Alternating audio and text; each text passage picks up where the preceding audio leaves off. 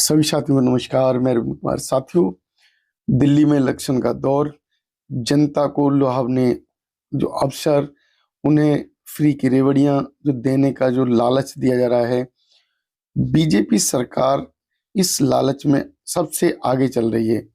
और जो ये लालच देने के जो उनकी जो घोषणाएं हैं, अभी तक कहीं भी वो पूरी नहीं कर पाए हैं।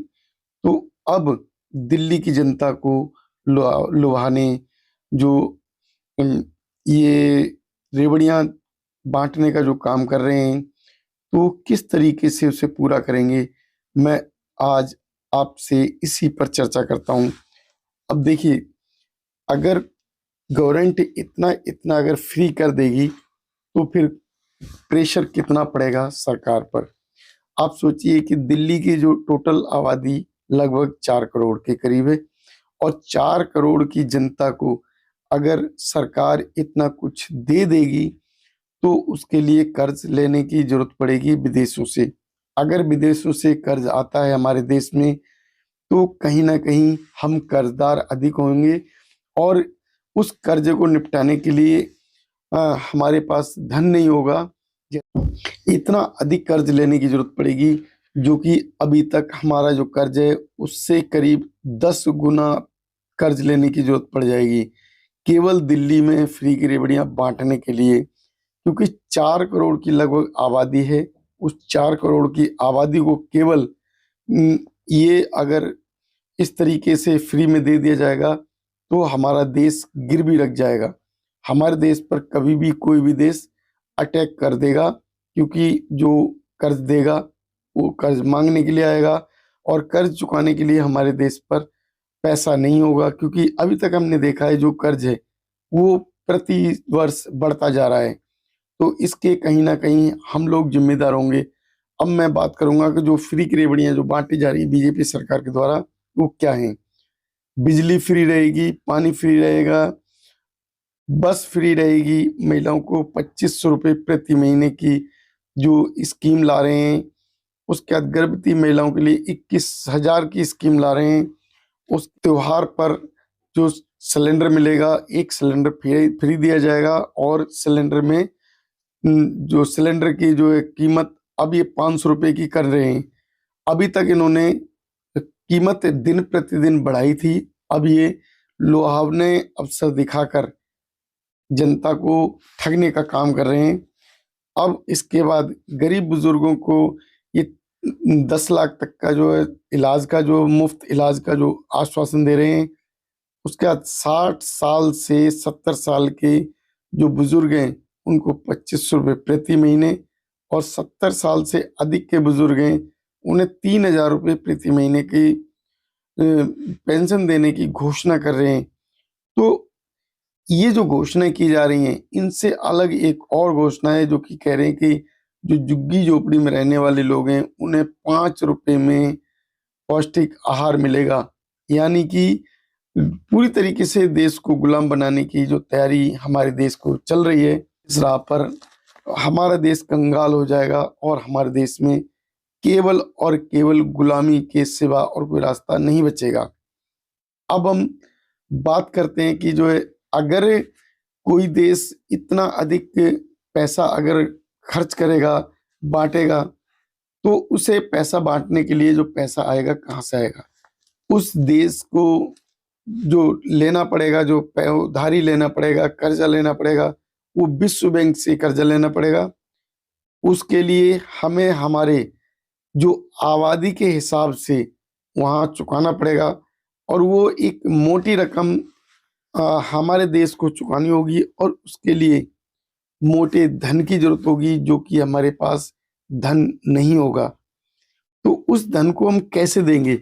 जनसंख्या के लिए अगर फ्री में देने के लिए पैसे की जरूरत पड़ेगी तो हमें जाना पड़ेगा विश्व बैंक के पास, और विश्व बैंक को जो पैसा जो देती है विश्व बैंक, वो कुछ ना कुछ गिरवी रखती है हमारे देश से। क्योंकि कोई भी बैंक हम अगर अपने लिए ही लोन लेने जाते हैं तो कहीं ना कहीं बैंक कुछ ना कुछ हमसे या तो गिरवी रख लेती है, या कुछ ऐसी पेपर पे साइन कराती है, जिससे कभी भी वो हमारे ऊपर कब्जा कर सकती है, हमारे घर का कब्जा कर सकती है, हमारी संपत्ति का वो कब्जा कर सकती है, उस पर कुर्की कर सकती है।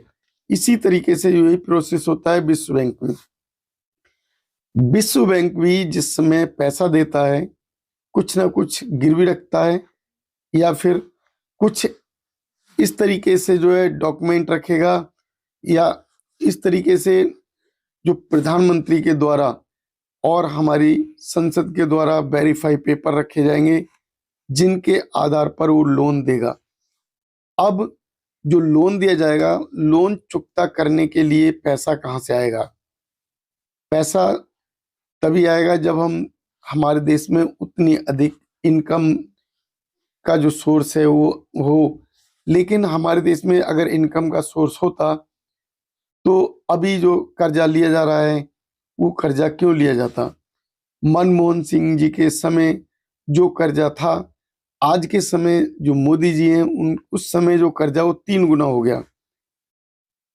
अगर हमारे प्रधानमंत्री जी इस तरीके से अगर जो सोर्स ऑफ इनकम रखते, तो फिर कर्जा क्यों लेते? 3 गुना उन्होंने कर्जा क्यों लिया? अब अगर ये जो पैसा दिया जाएगा, इस तरीके से जो घोषणाएं की जा रही हैं चुनाव में, इन घोषणाओं को पूरा करने के लिए जो धन की जरूरत पड़ेगी, वो धन कहाँ से आएगा? सोचने की बात है।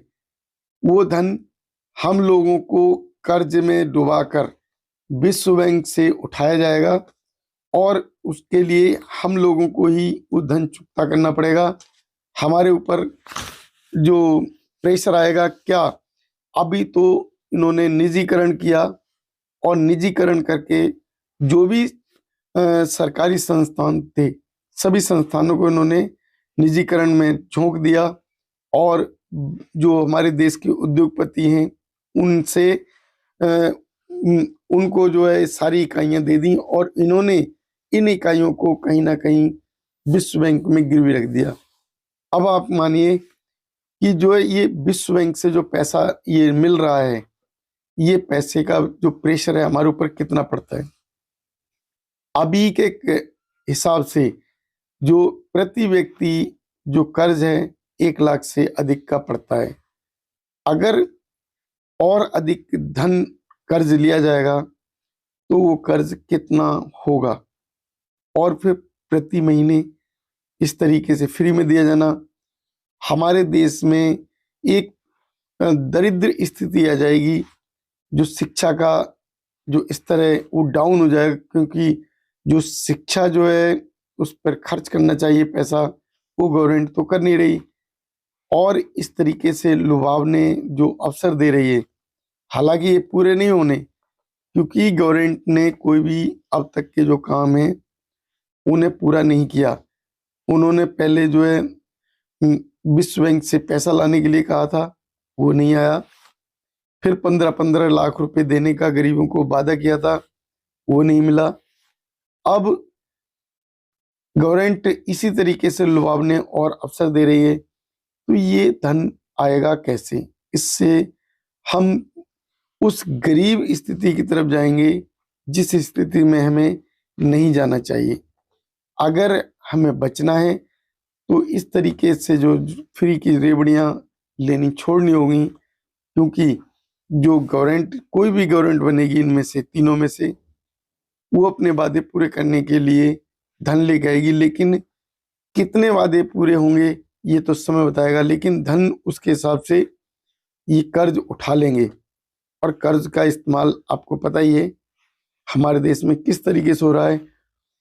ये सभी लोग जानते हैं कि आज अगर प्राइवेटकरण हुआ तो उसी कर्ज के कारण हुआ, और प्राइवेटकरण होने के बाद जो पैसा है वो पूरी तरीके से धनाढ्य हाथों में पहुंच गया। गरीब आदमी को 8 से 10 हजार की नौकरी मिल रही है, उसी में उसको परिवार का पालन पोषण करना पड़ता है, और उस कारण जो बच्चे हैं, बच्चों की जो शिक्षा है वो पूरी नहीं हो पा रही है, शिक्षा का अभाव रह रहा है। अब हम बात करें कि रोजगार की, रोजगार हमारे लगभग खत्म हो रहे हैं, क्योंकि निजीकरण के कारण जो जो भी बड़ी इकाइयां हैं, उद्योगपति हैं, वो अपनी मनमानी चलाते हैं। 2 आदमियों का काम, 3 आदमियों का काम 1 आदमी से कराया जाता है, इसलिए रोजगार की कमी हो रही है। अब जब आपके पास पैसा भी नहीं रहेगा, रोजगार भी नहीं रहेगा, तो क्या आपका स्वास्थ्य ठीक हो सकेगा? आप अगर अधिक काम करेंगे और खाने के लिए आपके पास धन कम होगा, तो उस स्थिति में बीमारियां अधिक होंगी। उन बीमारियों से कैसे बचेंगे, ये सोचने की बात बनती है, क्योंकि अभी जो सरकार फ्री में रेवड़ियां देने की बात कर रही है, कहीं ना कहीं उसका खामियाजा हम ही को भुगतना होगा। तो अगर अभी से हम लोग सचेत हो जाते हैं, तो इसका लाभ हमें मिलेगा। साथियों, हमें ऐसी सरकार चुन के लेके आनी है जो फ्री की रेवड़ियां नहीं, हमें विकास की तरफ ले जाए, हमारे देश को विकास की राह पर ले जाए, हमें शिक्षा की तरफ ले जाए, हमारे बच्चों का शिक्षा से विकास हो और बच्चों को शिक्षित होने के बाद रोजगार प्राप्त हो। साथियों, आपकी क्या राय है, हमें अवश्य बताएं। हमारे वीडियो पर अगर आपको पसंद आए तो उसको लाइक शेयर करें। धन्यवाद। नमोदाय। जय भीम।